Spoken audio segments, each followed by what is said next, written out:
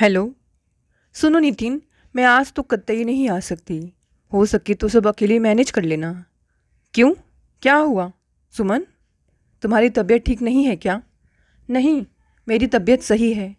नितिन सुनो मेरी बात, मैं आज नहीं आ सकती। प्लीज़ तुम समझो। कोई ख़ास समस्या है क्या? तुम मुझसे कोई बात जानबूझकर छिपा रही हो? नितिन ने एक साथ कई प्रश्न कर डाले। हाँ नितिन, सुधीर की आंखों की जांच के लिए उसे लेकर डॉक्टर के पास जाना है। क्या हुआ सुधीर की आंखों को? नितिन की आवाज़ में चिंता घुल गई। वह कल शाम को जब स्कूल से वापस आया तो कहने लगा कि आंखों में कुछ चुभन सी महसूस हो रही है। रात भर में उसकी आंख सूजकर लाल हो गई है। आज 11:30 बजे का डॉक्टर रात से समय ले रखा है। मैं तुम्हारे साथ चलूं? नितिन ने प्यार से पूछा। नहीं नितिन, माँ मेरे साथ जा रही हैं। डॉक्टर राज के हॉस्पिटल में सुधीर का नाम पुकारे जाने पर सुमन अपनी माँ के साथ डॉक्टर के कमरे में गई। डॉक्टर राज ने जैसे ही सुमन को देखा तो बस देखते ही रह गए। आज तक न जाने कितनी ही लड़कियों से उनकी अपने हॉस्पिटल में और हॉस्पिटल के बाहर मुलाकात होती रही है, लेकिन दिल की गहराइयों में उतर जाने वाला इतना आकर्षक चेहरा राज की नज़रों के सामने से कभी नहीं गुजरा था। सुमन ने डॉक्टर का अभिवादन किया तो वह अपने आप में पुनः वापस लौटे। अभिवादन का जवाब देते हुए डॉक्टर ने सुमन और उसकी माँ को सामने की कुर्सियों पर बैठने का इशारा किया। सुधीर की आंखों की जांच कर डॉक्टर राज ने बताया कि उसकी दाईं आंख में संक्रमण हो गया है, जिसकी वजह से यह दर्द हो रहा है। आप घबराइए नहीं, बच्चे की आंखों का दर्द जल्द ही ठीक हो जाएगा, पर आंखों के इस संक्रमण का इलाज लंबा चलेगा और इसमें भारी खर्च भी आ सकता है। हकीकत जानकर माँ का रो रो कर बुरा हाल हो रहा था। सुमन मम्मी को हौसला बंधाने का प्रयास करती हुई किसी तरह घर पहुंची। पिताजी भी हकीकत जानकर सख्ती में आ गए। सुमन ने अपना मन यह सोचकर कड़ा किया कि अब बेटी से बेटा बनकर उसे ही सबको संभालना होगा। सुधीर जैसे ही आंखों में चुभन होने की फरियाद करता, वह तड़प जाती थी। उसे सुधीर का बचपन याद आ जाता। उसके जन्म के 15 साल बाद सुधीर का जन्म हुआ था। इतने सालों के बाद दोबारा बच्चे को जन्म देने के कारण माँ को शर्मिंदगी सी महसूस हो रही थी। वह कहती, सुमन बेटा, लोग क्या सोचेंगे? बुढ़ापे में पहुँच गई पर बच्चे पैदा करने का शौक़ नहीं गया। मम्मा, आप ऐसा क्यों सोचती हैं? सुमन ने समझाते हुए कहा। आपने मुझे राखी बांधने वाला भाई दिया है, जिसकी बरसों से हम सबको चाहत थी। आपकी अब जो उम्र है, इस उम्र में तो आज की आधुनिक लड़कियां शादी करती दिखाई देती हैं। आपको गलत सलत कोई भी बात सोचने की ज़रूरत नहीं है। गोरा चिट्टा भूरी आंखों वाला प्यारा सा सुधीर अभी तो आंखों में ढेर सारा विस्मय लिए दुनिया को देखने के योग्य भी नहीं हुआ था कि उसकी एक आंख प्रकृति के सुंदरतम नज़ारों को अपने आप में कैद करने में पूर्णतया असमर्थ हो चुकी थी। परिवार में सबकी आंखों का नूर अपनी खुद की आंखों के नूर से वंचित हुआ जा रहा था और वे कुछ भी करने में असमर्थ थे। सुमन जी, कीटाणुओं के संक्रमण ने सुधीर की एक आंख की पुतली पर गहरा असर किया है और उसमें एक सफ़ेद धब्बा बन गया है, जिसकी वजह से उसकी आंख की रोशनी चली गई है। कम उम्र का होने के कारण उसकी सर्जरी संभव नहीं है। 15 दिन बाद जब वह सुधीर को लेकर चेकअप के लिए दोबारा हॉस्पिटल गई, तब डॉक्टर राज ने उसे समझाते हुए बताया तो वह दम साधे उनकी बातें सुनती रही और मन ही मन सोचती रही कि काश कोई चमत्कार हो और उसका भाई ठीक हो जाए। लेकिन उचित समय आने पर हम आई बैंक से संपर्क करके सुधीर की आंख के लिए कोई डोनेटर ढूंढ लेंगे और जैसे ही वह मिल जाएगा, सर्जरी करके उसकी आंखों को ठीक कर देंगे। पर इस काम के लिए आपको इंतज़ार करना होगा, डॉक्टर राज ने आश्वासन दिया। सुमन भारी कदमों और उदास मन से वहाँ से चल दी तो उसकी उदासी भाप कर रात से रहा ना गया और एक डॉक्टर का फ़र्ज निभाते हुए उन्होंने समझाया, सुमन जी, मुझे आपसे पूरी हमदर्दी है। आपकी हर तरह से मदद करके मुझे बेहद खुशी मिलेगी। प्लीज़ मेरी बात को आप अन्यथा न लीजिएगा। ये बात मैं दिल से कह रहा हूँ। थैंक यू डॉक्टर साहब। उसे डॉक्टर का सहानुभूति जताना उस समय सचमुच अच्छा लग रहा था। सुधीर की आँख का इलाज संभव तो था, लेकिन कठिन भी उतना ही था। समय एवं पैसा दोनों का बलिदान ही उसके इलाज की प्राथमिक शर्त बन गए थे। पिताजी अपनी मर्यादित आय में जैसे तैसे घर का खर्चा चला रहे थे। बेटे की तकलीफ और उसके इलाज के खर्च ने उन्हें उम्र से पहले ही जैसे बूढ़ा बना दिया था। उनका दर्द महसूस कर सुमन भी दुखी होती रहती। सुधीर की चिंता में उसने कॉलेज के अलावा और कहीं आना जाना कम कर दिया था। यहाँ तक कि नितिन, जिसे वह दिल की गहराइयों से चाहती थी, से भी जैसे वह कट कर रह गई थी। डॉक्टर राज शायद उसकी मजबूरी को भाप चुके थे। उन्होंने सुमन को हौसला बंधाया कि वह पैसे की चिंता ना करें। अगर सर्जरी जल्दी करनी पड़ी तो पैसों का इंतज़ाम वह खुद कर देंगे। अच्छे डॉक्टर होने के साथ साथ राज एक सहृदय इंसान भी हैं। दरअसल राज उम्र में सुमन से 2-3 साल ही बड़े होंगे। जवान मन का तकाजा भी वह जब भी सुमन को देखते उनका दिल बेचैन हो उठता। वह हमेशा उसी इंतज़ार में रहते कि कब वह सुधीर को लेकर उसके पास आए और वह उसे जी भर कर देख सके। न जाने कब सुमन डॉक्टर राज के हृदय सिंहासन पर चुपके से आकर बैठ गई। उन्हें पता ही नहीं चला। तभी तो राज ने मन ही मन फैसला किया था कि सुधीर की सर्जरी के बाद वह उसके माता पिता से उसका हाथ मांग लेंगे। उधर सुमन डॉक्टर राज के मन में अपने प्रति उठने वाली प्यार की कोमल भावनाओं से पूरी तरह अनजान थे। वह नितिन के साथ मिलकर अपने सुंदर सहजीवन के सपने संजोने में मगन थे। उसके लिए राज एक डॉक्टर से अधिक कुछ भी न थे। हाँ, वह उनकी बहुत इज्जत करती थी, क्योंकि उसने महसूस किया था कि डॉक्टर राज एक आकर्षक व्यक्तित्व के स्वामी होने के साथ साथ नेक दिल इंसान भी हैं। समय अपनी चाल से चलता रहा और देखते ही देखते 1.5 वर्ष का समय कैसे गुजर गया पता ही नहीं चला। एक दिन फ़ोन की घंटी बजी तो नितिन का फ़ोन समझ सुमन ने फ़ोन उठा लिया और हेलो बोली। सुमन जी, डॉक्टर राज बोल रहा हूँ। मैंने यह बताने के लिए आपको फ़ोन किया है कि यदि आप सुधीर को लेकर कल 12 बजे के करीब हॉस्पिटल आ जाएं तो बेहतर होगा। राज चाहता तो अपनी रिसेप्शनिस्ट से फ़ोन करवा सकता था, लेकिन दिल का मामला था, अतः उसने खुद ही काम करना उचित समझा। कोई ख़ास बात है डॉक्टर साहब? सुमन समझ नहीं पा रही थी कि डॉक्टर ने खुद क्यों उसे फ़ोन किया। उसे लगा जरूर कोई गंभीर बात होगी। नहीं, ऐसी कोई ख़ास बात नहीं है। मैंने तो यह संभावना दर्शाने के लिए आपके पास फ़ोन किया है कि शायद कल मैं आपको एक बहुत बढ़िया खबर सुना सकूं, क्योंकि मैं सुधीर को लेकर बेहद सकारात्मक हूं। धन्यवाद सर, मुझे खुशी है कि आप सुधीर के लिए इतना सोचते हैं। मैं कल सुधीर को लेकर ज़रूर हाजिर हो जाऊंगी। बाय। और सुमन ने फ़ोन रख दिया। सुमन की मधुर आवाज़ ने राज को तरोताज़ा कर दिया। उसके होठों पर एक मीठी मधुर मुस्कान फैल गई। सुधीर का चेकअप करने के बाद डॉक्टर राज सुमन की ओर मुखातिब हुए। सुमन जी, मेरे ख्याल से अब सुधीर की सर्जरी में हमें देर नहीं करनी चाहिए। और इससे भी अधिक खुशी की बात यह है कि एशियन आई इंस्टीट्यूट बैंक से हमें सुधीर के लिए योग्य डोनेटर मिल गया है। सच डॉक्टर साहब, मैं आपका यह उधार कभी भी नहीं चुका सकूंगी। उसकी आंखों में आंसू उभर आए। डॉक्टर राज के हाथों सुधीर की आंख की सर्जरी सफलतापूर्वक संपन्न हुई।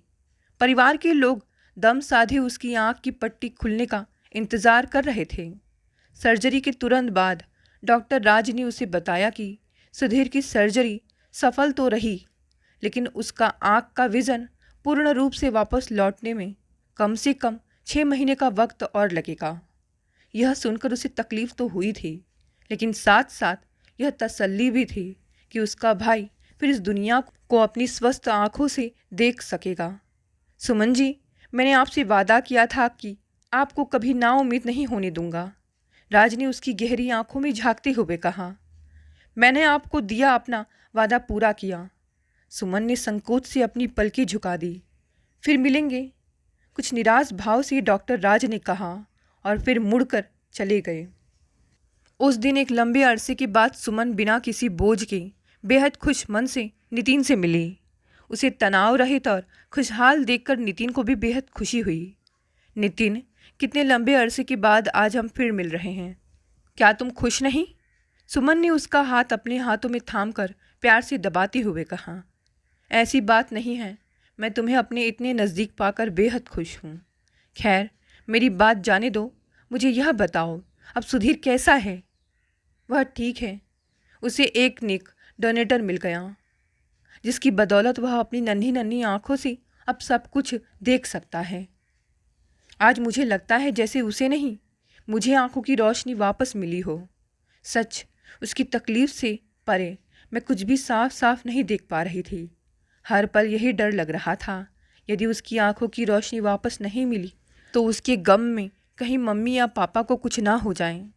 उस दाता का और डॉक्टर राज का एहसान हम उम्र भर नहीं भुला सकेंगे। अच्छा तुम बताओ, तुम्हारा भांजा शिवम किस तरह दुर्घटना का शिकार हुआ? मैंने सुना था तो बेहद दुख हुआ। कितना हंसमुख और जिंदा दिल था वह। उसकी गहरी भूरी आंखों में हर पल जिंदगी के प्रति कितना उत्साह झलकता था। नितिन अपलक उसे दिखता रहा। क्या वह कभी उसे बता भी सकेगा कि शिवम की ही आंख से उसका भाई उस दुनिया को देख रहा है? वह मरा नहीं, सुधीर की एक आंख के रूप में उसकी जिंदगी के रहने तक जिंदा रहेगा। वह बोझिल स्वर में सुमन को बताने लगा। शिवम अपने दोस्त के साथ मूवी देखने जा रहा था।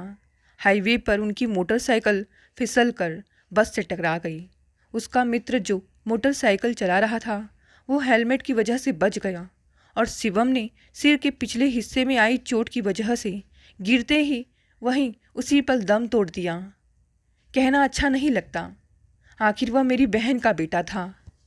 फिर भी मैं यही कहूँगा कि जो कुछ भी हुआ ठीक ही हुआ। पोस्टमार्टम के बाद डॉक्टर ने रिपोर्ट में दर्शाया था कि अगर वह जिंदा रहता भी तो शायद आजीवन अपाहिज बनकर रह जाता। इतना सब कुछ हो गया और तुमने मुझे कभी भी कुछ बताने योग्य नहीं समझा। नितिन की बात बीच में काट कर सुमन बोली।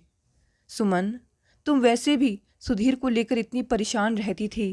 तुम्हें यह सब बताकर मैं तुम्हारा दुख और बढ़ाना नहीं चाहता था। कुछ पलों के लिए दोनों के बीच मौन का साम्राज्य छाया रहा। दिल ही दिल में एक दूसरे के लिए दुआएं लिए दोनों जुदा हुए।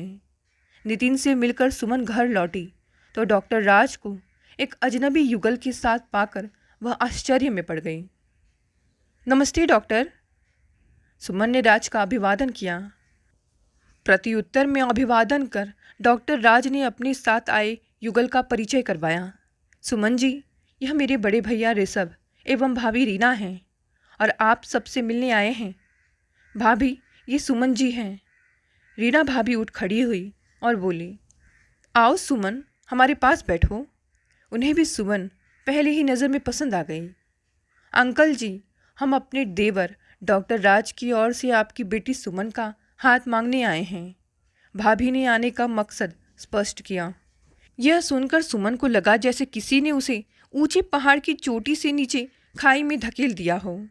उसे अपने कानों पर विश्वास नहीं हुआ कि जो वह सुन रही है वह सच है या फिर एक सपना। भाभी का प्रस्ताव सुनते ही सुमन के माता पिता की आंखों में एक चमक आ गई। उन्होंने तो कभी सपने में भी नहीं सोचा था कि उनकी बेटी के लिए इतने बड़े घराने से रिश्ता आएगा। क्या हुआ सुमन, तुम हमारे प्रस्ताव से खुश नहीं?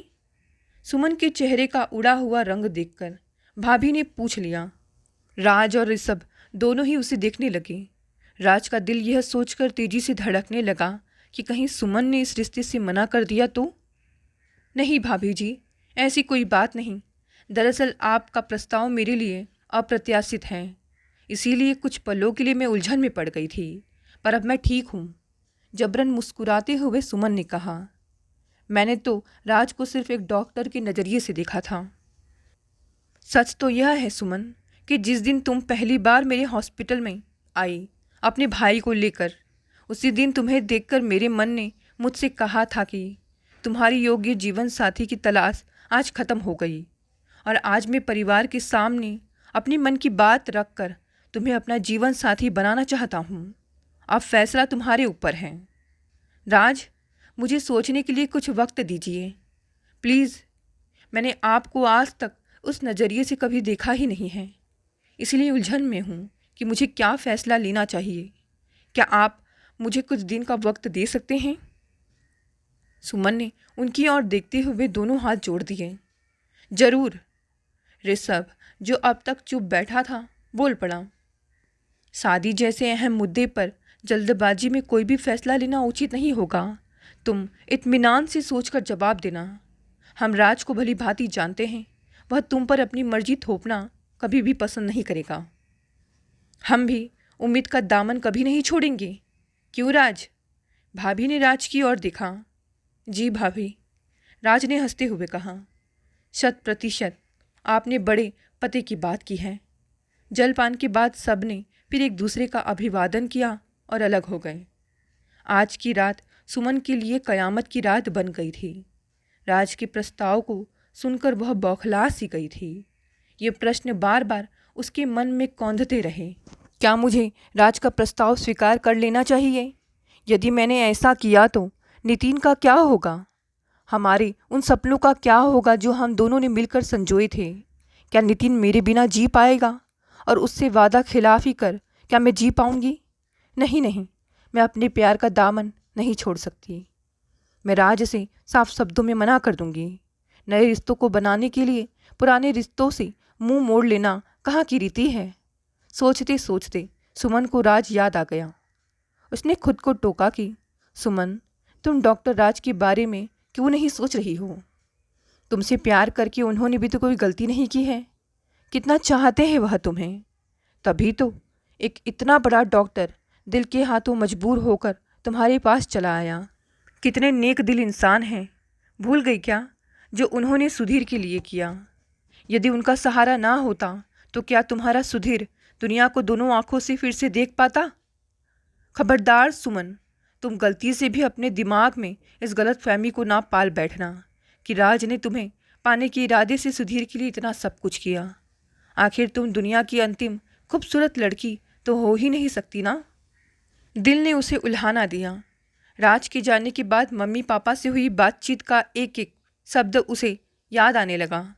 माँ ने उसे समझाते हुए कहा था, बेटी, ऐसे मौके जीवन में बार बार नहीं आते। समझदार इंसान वही है जो हाथ आए मौके को हाथ से ना जाने दें, उसका सही इस्तेमाल करें। बेटी, हो सकता है ऐसा मौका तुम्हारी ज़िंदगी के दरवाजे पर दोबारा दस्तक ना दे। राज बहुत ही नेक लड़का है, लाखों में एक है, सुंदर है, नम्र है, सुशील है, और सबसे अहम बात है कि वह तुम्हें दिल से चाहता है। पापा ने भी मम्मी के साथ सहमत होते हुए कहा था। बेटी, डॉक्टर राज ने हमारे बच्चे के लिए जो कुछ भी किया वह आज के ज़माने में शायद ही किसी के लिए कोई करे। यदि उन्होंने हमारी मदद ना की होती तो क्या हम सुधीर का इलाज बिना पैसे के करवा सकते थे?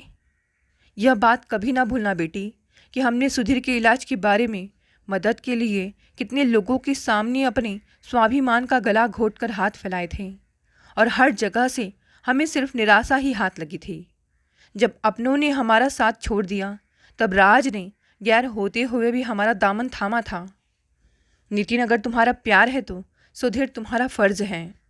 फ़र्ज़ निभाने में जिसने तुम्हारा साथ दिया वही तुम्हारा जीवन साथी बनने योग्य है, क्योंकि सदियों से चली आ रही प्यार और फ़र्ज़ की जंग में जीत हमेशा फ़र्ज़ की ही हुई है। दिमाग के किसी कोने से सुमन को सुनाई पड़ा। मम्मी पापा के दबाव में आकर सुमन ने डॉक्टर राज से शादी करने का फ़ैसला ले लिया। वह इस बात से दुखी थी कि नितिन को यह बात कैसे समझाएगी, लेकिन बहते हुए आंसुओं को रोककर उसने एक निर्णय ले ही लिया कि वह नितिन से मिलने आखिरी बार जरूर जाएगी। सुमन की बातें सुनने के बाद नितिन तय नहीं कर पा रहा था कि वह किस तरह अपनी प्रतिक्रिया दर्शाए। वह सुमन को दिल से चाहता था और अपनी ज़िंदगी उसके साथ हंसी खुशी बिताने का मंसूबा बना रहा था। उसका सपना आज हकीकत के कठोर धरातल से टकराकर चकनाचूर हो गया था और वह कुछ भी करने में असमर्थ था। उसने कभी सपने में भी नहीं सोचा था कि उसकी अपनी गरीबी और लाचारी उसकी ज़िंदगी से इस कदर खिलवाड़ करेगी। यदि वह अमीर होता तो क्या सुधीर के इलाज के लिए अपनी तरफ से योगदान नहीं देता?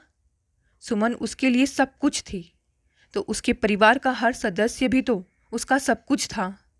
अब समय मुट्ठी से रेत की तरह सरक गया था। समय पर अब उसका कोई नियंत्रण नहीं रहा था। अब तो वह सिर्फ सुमन और राज की सफल सहजीवन के लिए दुआ ही कर सकता था। अपना हृदय कड़ा कर और आवाज़ में संतुलन बनाकर नितिन बोला, सुमन, मैं तुम्हारी मजबूरी समझ सकता हूँ, पर तुमसे तो मैं यही कहूँगा कि हमें समझदार प्रेमियों की तरह हंसी खुशी एक दूसरे से अलग होना चाहिए। प्यार कोई ऐसा नहीं कि दूरियां पैदा होने पर दम तोड़ दे। प्यार किया है तो उसे निभाने के लिए शादी करना कतई जरूरी नहीं।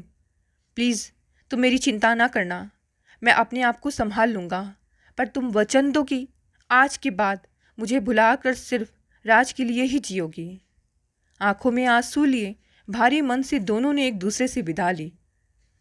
सुमन, आज का दिन यहाँ ख़त्म हुआ तो क्या हुआ, याद रखना कल फिर आएगा और हमेशा आता रहेगा, और हर आने वाला कल तुम्हारी ज़िंदगी को और कामयाब बनाए, यही मेरी दुआ है। मंगलसूत्र पहनाते समय राज की उंगलियों ने जो ही सुमन की गर्दन को छुआ, उसके सारी शरीर में सिहरन सी भर गई। एक एक फेरे की समाप्ति के साथ उसे लगता गया कि वह अपने नितिन से एक एक कदम दूर होती जा रही है। आज से नितिन उससे इस एक जन्म के लिए ही नहीं, बल्कि आने वाले 7 जन्मों के लिए दूर हो जाएगा। अब उसका आज और कल राज के साथ हमेशा के लिए जुड़ गया है। फेरों के ख़त्म होते ही मंडप में मौजूद लोगों ने अपने अपने हाथों के सारे फूल एक साथ ही नव दंपति पर न्यौछावर कर दिए। तब सुमन ने अपने दिल में उमड़ते हुए भावनाओं के तूफान को एक दृढ़ निश्चय से दबा दिया और उसने मन ही मन संकल्प किया कि वह अपने विवाहित जीवन को आदर्श बनाने का हर संभव प्रयास करेगी।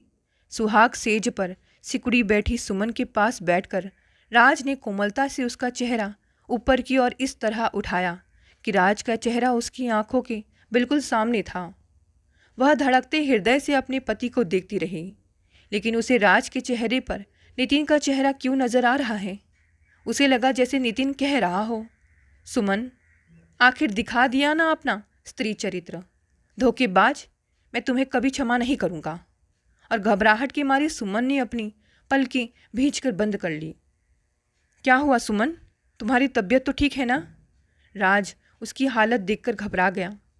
नहीं नहीं, बिल्कुल ठीक हूँ, आप चिंता ना करें।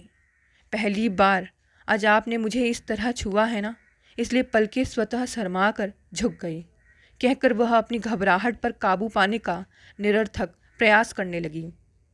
मन में एक निश्चय के साथ सुमन ने अपनी आंखें खोल दी और चेहरा उठाकर राज को देखने लगी। अब मैं ठीक हूँ राज, पर आपसे कुछ कहना चाहती हूँ। प्लीज़ मुझे एक मौका दीजिए। मैं अपने मन और दिल पर एक बोझ महसूस कर रही हूँ, जो आपको हकीकत से वाकिफ़ कराने के बाद ही हल्का हो सकता है। किस बोझ की बात कर रही हो तुम? देखो, तुम अपने आप को संभालो और जो कुछ भी कहना चाहती हो खुलकर कहो। आज से हम नया जीवन शुरू करने जा रहे हैं। ऐसे में यदि तुम किसी भी बात को मन में रखकर दुखी होती रहोगी तो मुझे अच्छा नहीं लगेगा। राज, मैंने आपसे अपनी ज़िंदगी से जुड़ा एक गहरा राज छिपा कर रखा है, और यह छल नहीं तो और क्या है। फिर वह नितिन और अपने रिश्ते से जुड़ी हर बात राज को बताती चली गई। राज, मैं आपको वचन देती हूँ कि मैं अपनी ओर से आपको शिकायत का कभी मौका नहीं दूंगी। अपनी बात ख़त्म करने के बाद वह रो रही थी। गलत बात है सुमन, आज का यह विशेष अवसर और उसका हर पल हमारी ज़िंदगी में पहली और आखिरी बार आया है। क्या इन अद्भुत पलों का स्वागत आंसुओं से करोगी? राज ने प्यार से उसका चेहरा अपने हाथों में ले लिया। रही बात तुम्हारे और नितिन के प्रेम की, तो वह तुम्हारा अतीत था, और अतीत की धूल को उड़ाकर अपने वर्तमान को मैला करने में मैं विश्वास नहीं रखता। भूल जाओ सब कुछ। वह रात उनकी ज़िंदगी में अपने साथ ढेर सारा प्यार और खुशियाँ लिए आई। वसंत पंचमी का शुभ मुहूर्त सुमन के जीवन में एक कभी न ख़त्म होने वाली वसंत को साथ ले आया, जिसने उसके जीवन को भी फूलों की तरह रंगीन बना दिया। क्योंकि राज एक अच्छे पति होने के साथ साथ एक आदर्श जीवन साथी भी साबित हुए। पहले दिन से ही सुमन ने अपनी कर्तव्य निष्ठा द्वारा घर के सभी सदस्यों को अपना बना लिया। समय के पंखों पर सवार दिन महीनों में और महीनों सालों में तब्दील होते गए। 5 साल यूं गुजर गए मानो 5 महीने हुए हों। इन 5 सालों में सुमन ने जुड़वा बेटियों भूमि व इशिता तथा उसके बाद हर्ष को जन्म दिया। भूमि व इशिता 4 वर्ष की हो चली थी और हर्ष अभी 3 महीने का ही था। राज का प्यार, 3 बच्चों का स्नेह और परिवार के प्रति कर्तव्य निष्ठा, यह उसके जीवन की सार्थकता के प्रतीक थे। राज की दादी वसुंधरा सुबह जल्दी उठ जाती। उनके स्नान से लेकर पूजा घर में जाने तक सभी तैयारियों में सुमन का सुबह का वक्त कब निकल जाता पता ही नहीं चलता। उसके बाद माँ, बाबूजी, राज तथा भैया भाभी बारी बारी उठकर तैयार होते। फिर राहुल और श्रद्धा की बारी आती। सभी के नहा धोकर अपने अपने कामों में लग जाने के बाद सुमन अपना भी काम पूरा करके वसुंधरा माँ की सेवा में लग जाती। राहुल एवं श्रद्धा तो भाभी के दीवाने थे। हर पल उसके आगे पीछे घूमते थे। उनकी हर ज़रूरत का ख्याल रखने में सुमन को बेहद सुख मिलता। सुमन एवं राहुल दोनों की उम्र में बहुत फर्क नहीं था। देवर राहुल ने MBA की डिग्री प्राप्त की थी। अब वह अपने पिता एवं बड़े भाई के व्यवसाय में हाथ बटाने लगा था, लेकिन अपनी हर छोटी बड़ी ज़रूरतों के लिए सुमन पर ही निर्भर रहता। वह उससे मजाक में कहती भी थी, राहुल भैया, अब आपकी भाभी में आपकी देखभाल करने की शक्ति नहीं रही। जल्द ही हाथ बटाने वाली ले आइए, वरना मैं अपने हाथ ऊपर कर लूँगी। ननंद श्रद्धा का कहना था कि जिस घर में इतनी प्यारी भाभी बसती हो उस घर को छोड़कर मैं तो कभी नहीं जाने वाली। फिर भाभी के गले में बाहें डालकर झूल जाती। सुमन के खुशहाल परिवार को एक ही ग्रहण वर्षों से खाए जा रहा था कि रीना भाभी की गोद अब तक खाली थी। वैसे भैया भाभी दोनों शारीरिक रूप से पूर्ण रूप से स्वस्थ थे, पर भाभी के गर्भाशय में एक गांठ थी। भाभी का गर्भ जरूर ठहरता, पर गर्भ में पनपने के साथ ही वह गांठ भी पनपने लगती, जिसकी वजह से गर्भपात हो जाता था। बार बार ऐसा होने से भाभी के स्वास्थ्य पर गहरा असर पड़ता जा रहा था। इसी बात का गम उन्हें मन ही मन खाए जा रहा था। सुमन हमेशा भाभी से कहती, भाभी, मैं आपसे उम्र में बहुत छोटी हूँ और उम्र एवं रिश्ते के लिहाज से बड़ी भाभी माँ समान होती हैं। आप मुझे अपनी देवरानी समझो या बेटी, हर लिहाज से मैं आपको यही कहूँगी कि आप इस बात को कभी मन पर न लें कि आपकी अपनी कोई संतान नहीं है। मैं अपने 3 बच्चे आपकी गोद में डालने को तैयार हूँ। आपको मुझ पर भरोसा ना हो तो मैं कानूनी तौर पर यह कदम उठाने को तैयार हूँ। बच्चे मेरे पास रहे या आपके पास रहेंगे तो इसी वंश से जुड़े हुए ना। सुनकर भाभी की आंखों में तैरने वाला पानी उसे भीतर तक विचलित कर देता। माँ बाबूजी सुमन के इन्हीं गुणों पर मोहित हैं। उन्हें खुशी थी कि घर परिवार में शांति एवं खुशी का माहौल बनाए रखने में छोटी बहू का योगदान सबसे ज़्यादा था। बड़ी बहू भी उसकी आत्मीयता में सरोवर होकर अपना गम भुलाती जा रही थी। 3 बच्चों को वह बेहद प्यार करती। सुमन घर के कार्य संभालती और भाभी बच्चों को। घर की चिंताओं से मुक्त पुरुष वर्ग व्यापार के कार्यों में दिन रोज विकास की ओर बढ़ता जा रहा था। सुमन, रीना भाभी ने उसे आवाज़ दी। जी भाभी। भूमि के बाल संवारते हुए सुमन बोली और फिर हाथ में कंघी लिए वह ड्राइंग रूम में आ गई, जहाँ रीना भाभी, माँ जी एवं दादी माँ बैठी थी। आज हमें एक खास जगह किसी खास काम के लिए जाना है, तुम तैयार हो ना? हाँ, भाभी ने पूछा। जी आप कहें तो अभी चलने को तैयार हूँ, लेकिन हमें जाना कहाँ होगा? जाना कहाँ है यह भी पता चल जाएगा, पहले तुम यह तस्वीर देखो। यह कहते हुए भाभी ने एक तस्वीर उसकी ओर बढ़ा दी। तस्वीर में कैद युवक को देखते ही वह चौंक उठी। अरे यह तो आयुष है, नितिन का दूसरा भांजा, शिवम का छोटा भाई, हमारी लाडली श्रद्धा की पसंद है, हमारे घर का होने वाला दामाद। भाभी ने खुशी से खुलासा किया। सच? उसे अपने कानों पर विश्वास नहीं हो रहा था। फिर तो जरूर नितिन से भी मिलने का मौका मिलेगा।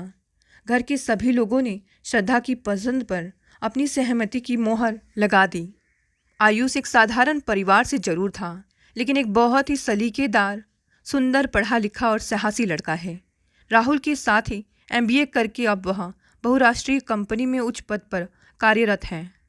उनकी सगाई के मौके पर एक विशाल पार्टी का आयोजन होटल में किया गया। राज व सुमन मुख्य द्वार पर खड़े होकर सभी आने वाले मेहमानों का स्वागत कर रहे थे। जब आयुष के साथ नितिन, उसकी बहन और बहनोई ने हॉल में प्रवेश किया तो सुमन व राज ने बड़ी गर्मजोशी से इनका स्वागत किया। नितिन ने वर्षों बाद सुमन को देखा तो बस अपलक देखता ही रह गया। एक बड़े घराने की बहू जैसी शान उसके अंग अंग से फूट रही थी। राज के साथ उसकी जोड़ी इतनी सुंदर लग रही थी कि नितिन यह सोचने पर मजबूर हो गया कि उसने वर्षों पहले जो फैसला सुमन की खुशी के लिए लिया था वह उसकी ज़िंदगी का सर्वोत्तम फैसला था। नितिन ने अपनी पत्नी सीमा से सुमन का परिचय करवाया। सीमा से मिलकर सुमन बेहद खुश हुई। वह खुश थी कि नितिन की ज़िंदगी खालीपन को भरने के लिए सीमा जैसी सुंदर लड़की ने अपना हाथ आगे बढ़ाया था। उनकी भी एक 2 साल की प्यारी सी बेटी थी। सुमन ने बारी बारी से आयुष के मम्मी पापा तथा नितिन की माँ के पैर छुए और उनका स्वागत किया। वे सभी इस बात से बेहद खुश थे कि उनका रिश्ता सुमन के परिवार में होने जा रहा है। नितिन की मम्मी बेहद खुश थी। उन्होंने सुमन को गले लगा लिया। राज को अपनी ओर देखते हुए पाकर सुमन ने कहा, राज, यह नितिन है, आयुष के मामा। नितिन साहब, आपसे दोबारा मिलकर मुझे बेहद प्रसन्नता हुई, कहकर राज ने बेहद गर्मजोशी से हाथ मिलाया। दोबारा से आपका क्या तात्पर्य है राज? सुमन पूछे बिना न रह सकी। सुमन, तुम शायद नहीं जानती कि हमारा सुधीर इन्हीं की बदौलत दोनों आँखों से इस संसार को देखने योग्य बना है। नितिन, तुमने मुझसे यह राज क्यों छिपाए रखा?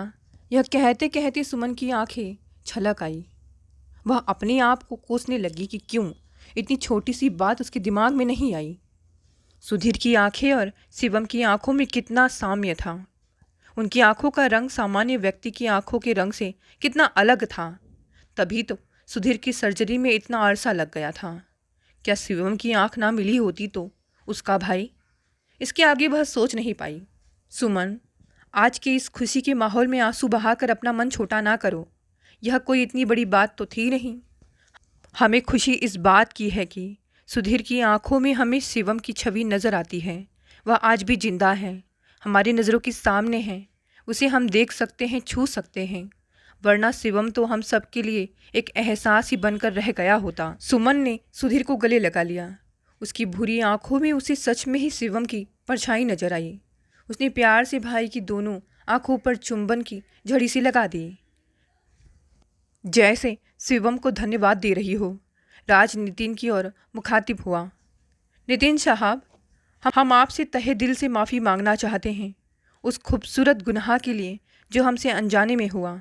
उसने सचमुच ही नितिन के सामने हाथ जोड़ दिए। किस बात की माफ़ी राज जी? नितिन कुछ समझ नहीं पाया।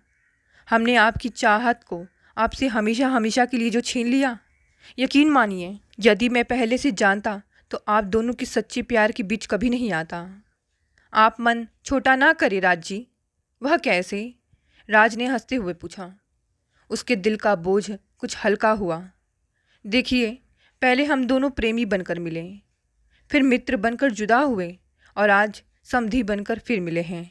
ये हमारे प्रेम के अलग अलग स्वरूप हैं, जो हर स्वरूप में हमारा प्यार आज भी हमारे बीच मौजूद है। सुमन, याद है मैंने तुमसे कहा था कल फिर आएगा और हमेशा आता रहेगा। सुमन ने सहमति में अपना सिर हिलाया। वह कुछ भी बोलने की स्थिति में कहाँ थी। आयुष एवं श्रद्धा ने जब एक दूसरे की अंगुली में सगाई की अंगूठी पहनाई तो दोनों की आंखों में एक विशेष चमक लहरा रही थी। दोस्तों, कहानी यही समाप्त हो गई। कहानी पसंद आए तो इसे लाइक, शेयर, कमेंट करें। नहीं है तो चैनल को भी सब्सक्राइब कर लें। धन्यवाद दोस्तों। मिलते हैं अगली नई